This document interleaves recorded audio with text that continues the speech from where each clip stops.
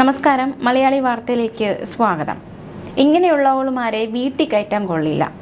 Lesbian കപ്പിൾസിനെ നോക്കിയിട്ട് മലയാളത്തിലൊരു പ്രമുഖ ഷോയിലെ ഒരു മത്സരാർത്ഥി അതേ ഷോയിലെ മത്സരാർത്ഥികളായ ലെസ്ബിയൻ കപ്പിൾസിനെ നോക്കി പറഞ്ഞ ഒരു വാക്കാണ് ഇങ്ങനെയുള്ളവളുമാരെ വീട്ടിൽ കയറ്റാൻ കൊള്ളില്ലാണ്. അതായത് നമ്മൾ എത്ര പ്രോഗ്രസീവ് ആണെന്ന് പറഞ്ഞാലും നമ്മൾ ഏത് യുഗത്തിൽ വന്ന് നിൽക്കുന്നു. ഇപ്പോൾ നമ്മൾ ഗേ കപ്പിൾസ് ആയാലും അതിന് ലെസ്ബിയൻ ആയാലും ട്രാൻസ്ജെൻഡേഴ്സിനായാലും നമ്മൾ അവരെ അക്സെപ്റ്റ്, അവർ മനുഷ്യരാണ്. ഇപ്പോൾ കമൻറ്റിലൊക്കെ പറയും എന്താ ഈ മഴവില്ല് ആകാശത്ത് മതി എന്ന് പറയുന്നവരുണ്ട്. പക്ഷേ മഴവിൽ ആകാശത്തിരിക്കട്ടെ, പക്ഷെ മനുഷ്യർ ഭൂമിയിൽ വേണം. അതിപ്പോൾ മനുഷ്യർ ഏത് രീതിയിലായാലും അവരായിട്ട് അംഗീകരിക്കാൻ വേണ്ടിയിട്ട് നമ്മൾ പഠിപ്പിക്കുമ്പോൾ അങ്ങനെ ചിന്തിച്ച് വരുമ്പോൾ ഒരു പ്രധാനപ്പെട്ട ഷോയിൽ പറയുകയാണ് ഇങ്ങനെയുള്ളവളുമാരെ വീട്ടിൽ കയറ്റാൻ കൊള്ളില്ലാണ്.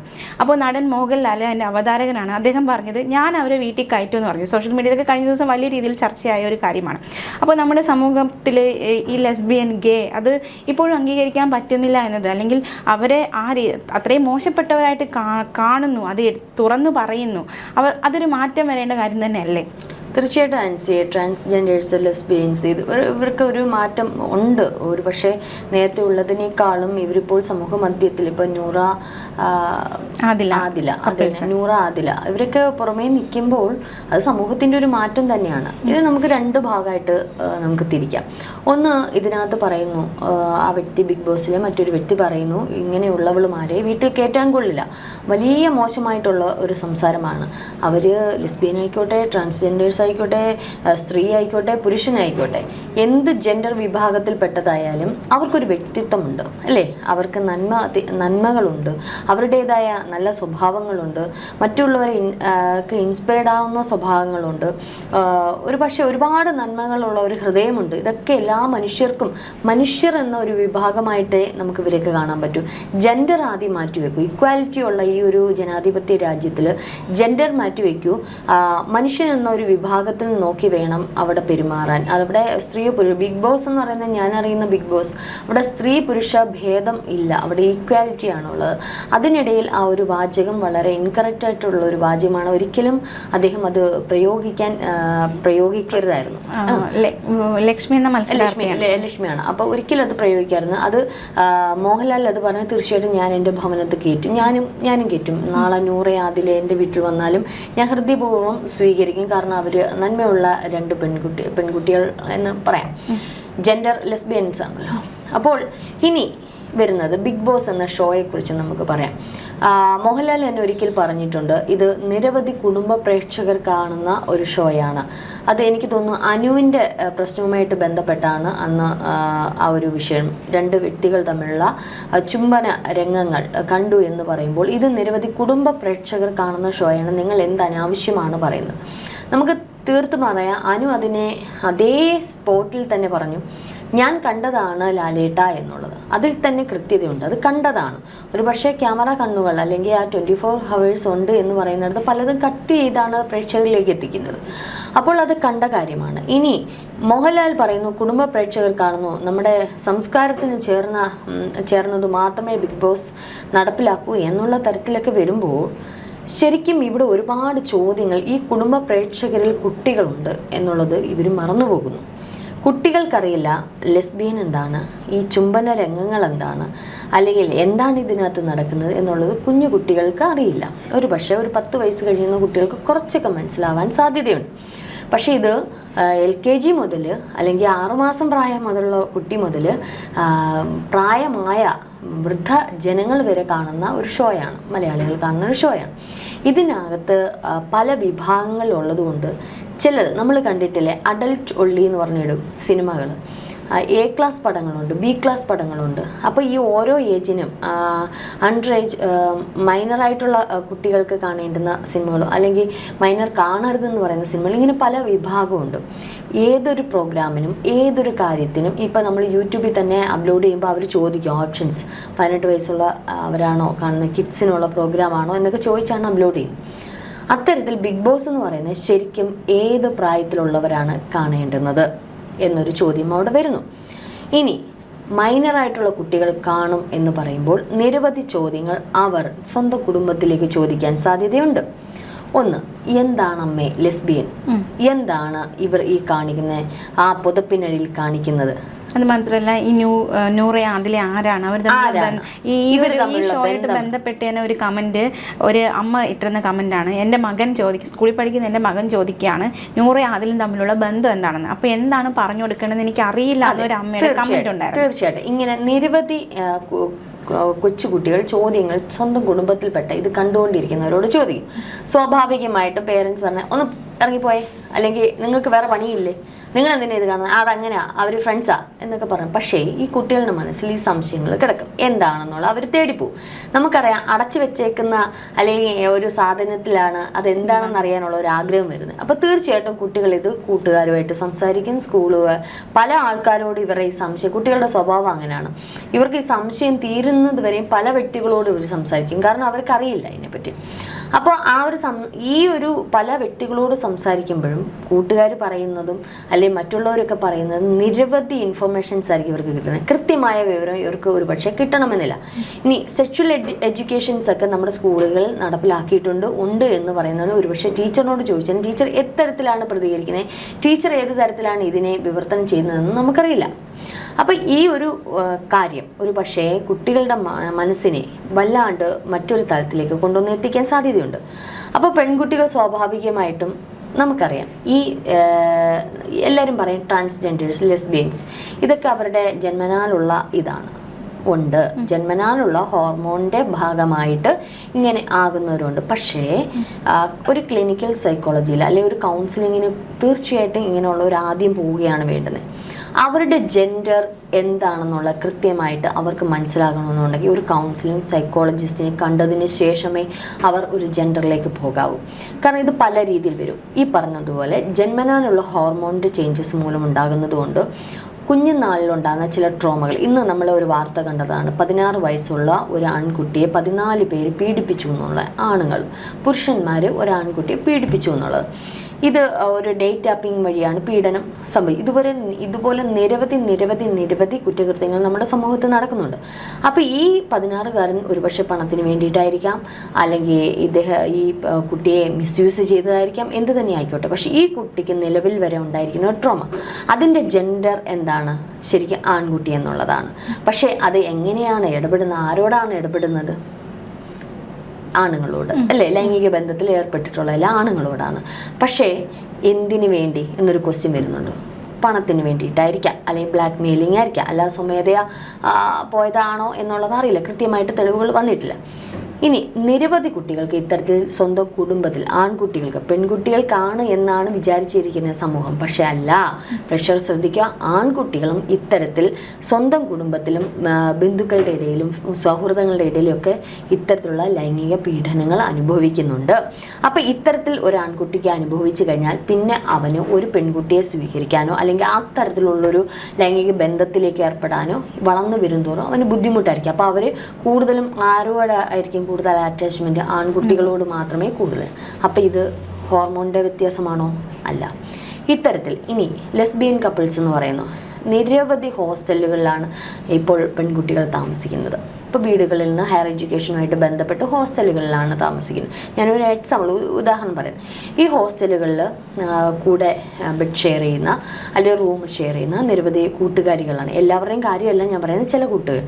ചിലപ്പോൾ വീടുകളിൽ ചില ബുദ്ധിമുട്ടുകൾ അല്ലെങ്കിൽ വീടുകളിൽ ഒറ്റപ്പെടുന്ന പെൺകുട്ടികൾ ഇതിന് ഇടയ്ക്ക് കാണും. ചില കുട്ടികൾക്ക് ഈ ഹോർമോണിലുണ്ടാകുന്ന ചില വ്യത്യാസങ്ങളുള്ള കുട്ടികൾ കാണും.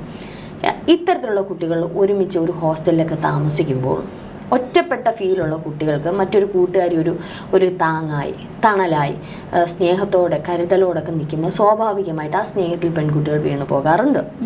അത് പിന്നീട് ഒരു സ്നേഹബന്ധമായിട്ട് മാറും. ഇപ്പോൾ ഓപ്പോസിറ്റുള്ള ഹോർമോൺ വ്യത്യാസമുള്ള ഒരു കുട്ടിയാണ്, റിയൽ ലെസ്ബിയൻ ആണെന്നുണ്ടെങ്കിൽ ഒരു പക്ഷേ ഈ മറുഭാഗത്ത് ഇരിക്കുന്ന പെൺകുട്ടിക്ക് വേറൊരു ആൺകുട്ടിയോട് മിണ്ടാൻ സമ്മതിക്കില്ല. അവിടെ ഒരു പൊസസീവ് വരും, സെൽഫിഷ്. 2 വർഷം മുമ്പ് ഇത്തരത്തിലുള്ളൊരു കേസ് വന്നിരുന്നു. 2 ലെസ്ബിയനാണെന്ന് പറഞ്ഞ അവസാനം ഒരു കുട്ടി കല്യാണം കഴിച്ച് അതിൻ്റെ പാട്ടിന് പോയി. അപ്പോൾ ഇത്തരത്തിൽ മറ്റേ കുട്ടിയും കൂടി ഇതിലേക്ക് അകപ്പെടുകയാണ് ചെയ്യുന്നത്. അപ്പം കൂട്ടുകാരികൾ അവരൊരു റിലേഷൻഷിപ്പിലേക്ക് സ്റ്റാർട്ട് ചെയ്ത് അവരങ്ങനെ ഒരു കപ്പിളാകാൻ തീരുമാനിക്കുന്നു. നൂറ ആദില അങ്ങനെയാണ് എന്ന് ഞാൻ പറയുന്നില്ല, ഒരുപക്ഷെ അവരുടെ ഹോർമോണിൻ്റെ ചേഞ്ചസ് ആകാം. അല്ലാതെ വരുന്ന ഒരുപാട് കേസുകൾ ഇന്ന് നമ്മുടെ സമൂഹത്തിലുണ്ട്. അപ്പോൾ ഇതിനൊക്കെ 2 രീതിയിലാണ് ശരിക്കും സമൂഹത്തിൽ ഇത്തരത്തിലുള്ളവർ വരുന്നത്. അത് ഈ ട്രാൻസ്ജെൻഡേഴ്സ് വിഭാഗത്തിൽ നിന്ന് തന്നെ പലരും റിയലി നിങ്ങൾ ട്രാൻസ്ജെൻഡർ ആണെന്ന് ആദ്യം തെളിയിക്കൂ എന്നുള്ളത്, അത്രയ്ക്കൊരു സ്ത്രൈണതയുണ്ടെങ്കിൽ നിങ്ങൾ തെളിയിക്കുക എന്നൊക്കെ പറഞ്ഞ് ചിലവർ അങ്ങോട്ടും ഇങ്ങോട്ടും വാക്തർക്കങ്ങളൊക്കെ ഉണ്ടാകുമ്പോൾ ഇങ്ങനെ പറയുന്നതാണ്. ശരിക്കും ഹോർമോൺ ചേഞ്ചസ് ഉണ്ടായി സ്ത്രൈണത കാണിക്കുന്നവരുണ്ട്. ശരിക്കും ലെസ്ബിയൻസ് ആയിട്ടുള്ള ആൾക്കാർ, ഇവർ പല വിഭാഗങ്ങളുണ്ട്. ലെസ്ബിയൻസ് ആയിട്ടുള്ള ആൾക്കാരുണ്ട്, ശരിക്കും ഈ പറഞ്ഞോണം അങ്ങനെയുള്ള നിരവധി ജെൻഡർ വിഭാഗത്തിലുള്ള ആൾക്കാരുണ്ട്. മറുഭാഗത്ത് ഇവർക്കുണ്ടാകുന്ന കുട്ടിക്കാലത്തു നിന്നുണ്ടായ ട്രോമയിലൂടെയും മറ്റുള്ള രീതിയിലൂടെയൊക്കെ കടന്നു വന്നവരുമുണ്ട്. പക്ഷെ അവർ അകപ്പെട്ടു പോവുകയാണ്. ഇവർക്ക് ശരിക്കും ഉള്ളിൽ ഒരു സ്ത്രീ ആയിരിക്കാം, ചിലപ്പോൾ ഒരു പുരുഷൻ തന്നെയായിരിക്കാം. പക്ഷേ ഈ ചില ബന്ധങ്ങൾ കാരണം ആ ബന്ധങ്ങളിൽ നിന്ന് ഊരിപ്പോകാൻ പറ്റാത്തത് കാരണം അവരതിലേക്ക് അഡിക്റ്റഡ് ആവുകയോ ട്രോമയിൽ തന്നെ അവർക്ക് മറ്റൊരു ബന്ധത്തിലേക്ക് പോകാൻ പറ്റാത്ത അവസ്ഥയിലേക്ക് വരുന്നു.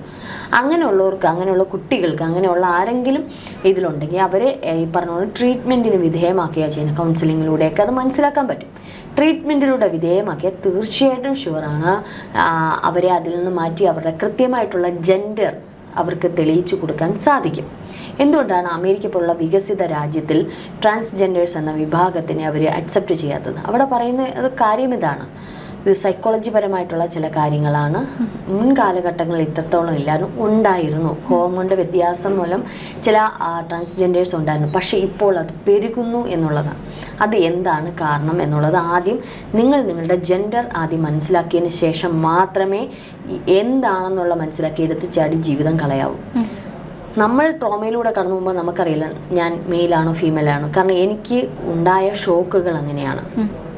ഇപ്പം ഞാനൊരു ആൺകുട്ടിയാണ്. ഇന്നിപ്പോൾ ആ റേപ്പ് പീഡനം അനുഭവിച്ച ആൺകുട്ടിക്ക് ഒരിക്കലും ഇനി ഒരു പെൺകുട്ടിയോട് ഇടപെടാൻ കുറച്ച് ബുദ്ധിമുട്ടായിരിക്കും. കുറേ വർഷങ്ങൾ അവനെ കൗൺസിലിങ്ങിലൂടെയൊക്കെ മാറ്റി എടുത്തെങ്കിൽ ഒരു പക്ഷേ അവൻ്റെ ജെൻഡർ മനസ്സിലാക്കാൻ പറ്റത്തുള്ളൂ. ചിലപ്പോൾ അവൻ്റെ ഹോർമോൺ വ്യത്യാസം കൊണ്ടും ആയിരിക്കാം.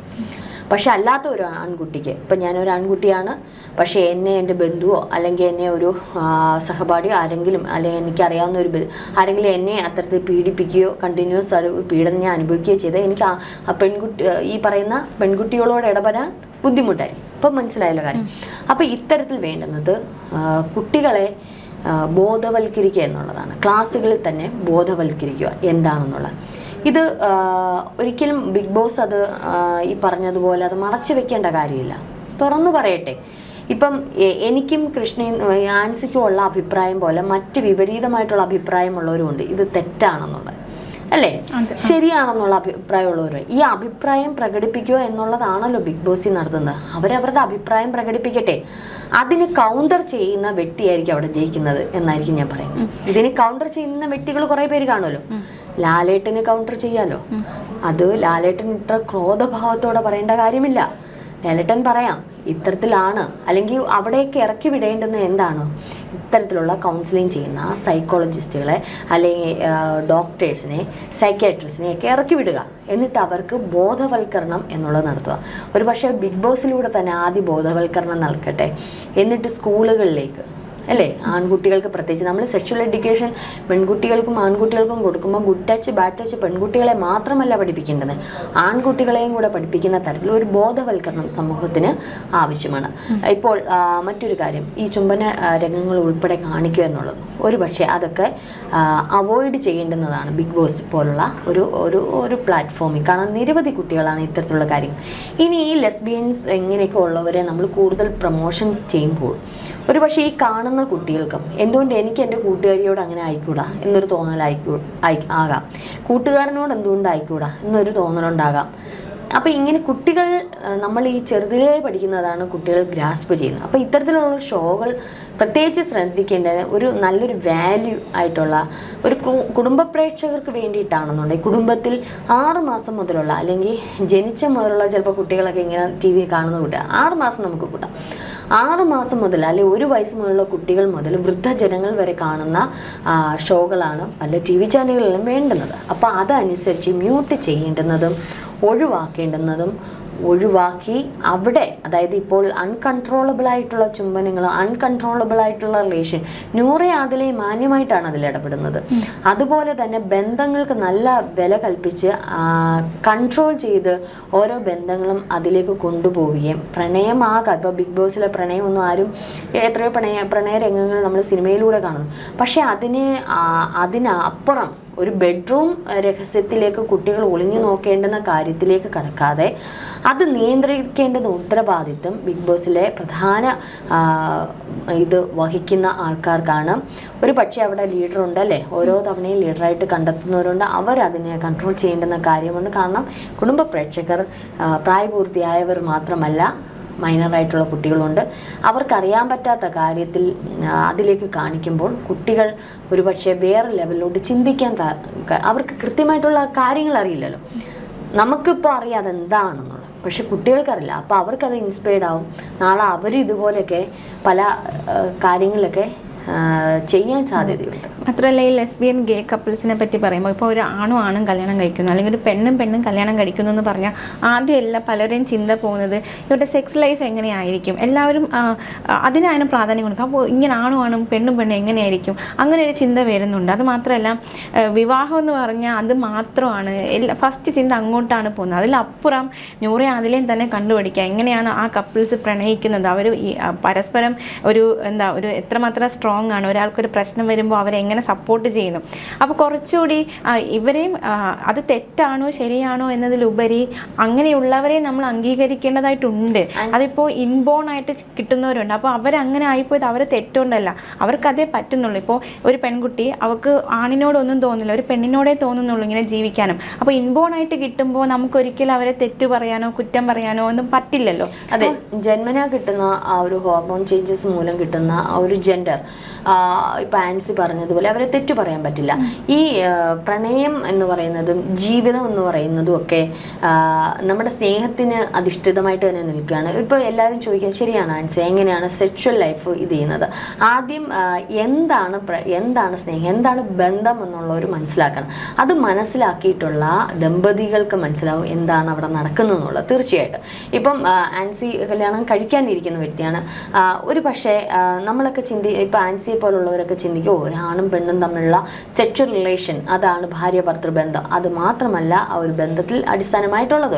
കുട്ടികൾ ഉണ്ടാവുന്നത് മാത്രമല്ല ഒരു ബന്ധത്തിൽ ഉണ്ടാകുന്നത്. രണ്ട് സുഹൃത്തുക്കൾ ഒരുമിച്ച് ജീവിച്ചാൽ അവിടെ മനോഹരമായ ഒരു ജീവിതം ഉണ്ടാകും. ഇത് എത്രയോ കപ്പിൾസ്, ഇത്തരത്തിലുള്ള ലെസ്ബിയൻ കപ്പിൾസ് പറഞ്ഞിട്ടുണ്ട്. ഒരു സെക്സ് എന്ന് പറയുന്നത് കുടുംബജീവിതത്തിൻ്റെ ഒരു നിശ്ചിത ശതമാനം മാത്രമേ ഉള്ളൂ. പക്ഷേ ഈ പറഞ്ഞ ഒരു പുരുഷനും സ്ത്രീയും തമ്മിൽ ഒരു ഭാര്യ ഭർത്താക്കന്മാരായിട്ട് വരുമ്പോൾ അവർക്കൊരു പക്ഷേ സെക്സ് എന്ന് പറയുന്നത് 70% പക്ഷേ മറ്റുള്ളവർക്ക്, ചിലവർക്ക്, അപൂർവം ചിലവർക്ക് പ്രണയമാണ് 70%, സ്നേഹമാണ് 70%, 30%, 20% സെക്സ് എന്ന് പറയും. ഈ സെക്സ് എന്ന് പറയുന്നത് ഒരു പുരുഷനും സ്ത്രീ ഇടപെട്ടാൽ മാത്രമേ അവിടെ സെക്സ് കംപ്ലീറ്റ് ആവൂ എന്നുള്ളൊരു ചിന്ത ആദ്യം മാറ്റിക്കളയുക. അപ്പം ഏത് രീതിയിലും രണ്ട് മനുഷ്യർക്ക് ജീവിക്കാം.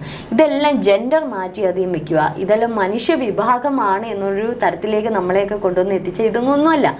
ഇപ്പോൾ സുഹൃത്തുക്കൾക്ക് വേണമെങ്കിലും ഒരുമിച്ച് നല്ലൊരു ജീവിതത്തിലേക്ക് മുമ്പോട്ട് പോകാം. പറഞ്ഞോണം ലെസ്ബിയൻ കപ്പിൾസിന് അവർക്ക് നല്ലൊരു പരസ്പരം കെയറിങ്ങും ഷെയറിങ്ങും ഈ പറയുന്നോണം സ്നേഹവും നല്ലൊരു ഒരു മനസമാധാനത്തോളം ഒരു ജീവിതമൊക്കെ ആണെങ്കിൽ അതും ഒരു ജീവിതമാണോ?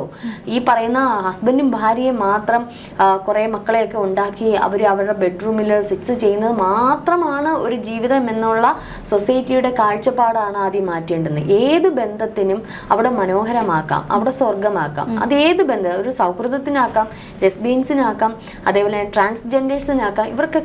അവരൊക്കെ നല്ല, ഇപ്പം സൂര്യ എന്തോ പേര് പെട്ടെന്ന് സൂര്യയുടെ അറിയാമല്ലോ, സൂര്യ.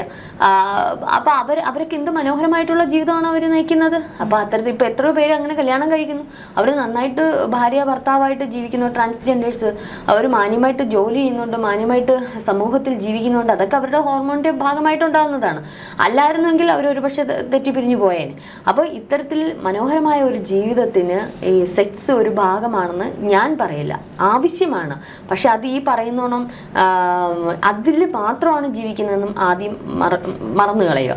എത്രയോ പ്രായമായ വൃദ്ധ ദമ്പതികൾ, നമ്മൾ ചില അപ്പൂപ്പന്മാരും അമ്മൂമ്മമാരെ കൈപിടിച്ച് കോർത്ത് നടക്കുമ്പോൾ വർഷങ്ങൾ അവർ ഭാര്യ ഭർത്താക്കന്മാരായി ജീവിച്ചിട്ടും മതിവരാത്ത പ്രണയം പോലെ ചിലവർ കൈ പിടിച്ച് തങ്ങി നടക്കുമ്പോൾ നമുക്ക് തോന്നും അത് ജീവിതമല്ലേ, അവർ ജീവിക്കുന്ന ജീവിതമല്ലേ. അപ്പോൾ എപ്പോഴും മനുഷ്യർക്ക് അങ്ങോട്ടും ഇങ്ങോട്ടും ഒരു ഷെയറിങ് കെയറിങ് ലവ് ആണ് അവിടെ ഒരു ജീവിതം എന്ന് പറയുന്നത്. സെക്സിനെ മാറ്റി നിർത്തുന്നത് ഒരാളുടെ സ്വകാര്യതയിലേക്ക് സെക്സ് കയറി ചെല്ലുമ്പോഴാണ് അത് അവിടെ ഒരു അവർക്ക് തന്നെ അവരുടെ സ്വകാര്യതയിലേക്ക് ഒളിഞ്ഞോട്ടമായിട്ട് തോന്നുന്നത്. അങ്ങനെ എന്തിനാണ് ചിന്തിക്കുന്നത്? അവർ മനുഷ്യരാണ്, മനുഷ്യരായി കാണുക. ശരിക്കും പറഞ്ഞാൽ ഇതൊക്കെ സമൂഹത്തിലൊരു ബോധമാണ്. ബിഗ് ബോസിലൂടെ അങ്ങനെ ഒരു ബോധം വളർത്താൻ, ഒരുപക്ഷെ നമ്മുടെ ഈ വീഡിയോയിലൂടെ ബിഗ് ബോസിലെ ആരെങ്കിലുമൊക്കെ കാണുന്നുണ്ടെങ്കിൽ അങ്ങനെ ഒരു ബോധം വളർത്താൻ നൂറ ആദിലെ തന്നെ നിർത്തിക്കൊണ്ട്, ഒരു പക്ഷേ ഏറ്റവും അധികം വലിയ പ്രേക്ഷകരുള്ള ഒരു പ്ലാറ്റ്ഫോമാണ്, അതിലേക്കൊരു സൈക്യാട്രിസ്റ്റിനെയൊക്കെ ഇത് ഈ ഒരു സബ്ജക്റ്റുമായിട്ടൊക്കെ ബന്ധപ്പെടുത്തി വിടുകയാണെങ്കിൽ, ഒരു പക്ഷെ അവർക്കൊരു അവബോധം വരുത്തുകയാണ്. ഈ പറഞ്ഞ വ്യക്തി, ഇവളുമാരെ വീട്ടിൽ കയറ്റാൻ കൊള്ളില്ല എന്ന് പറഞ്ഞ വ്യക്തി തന്നെ പറയും മാപ്പ് എന്നൊരു വാക്ക്.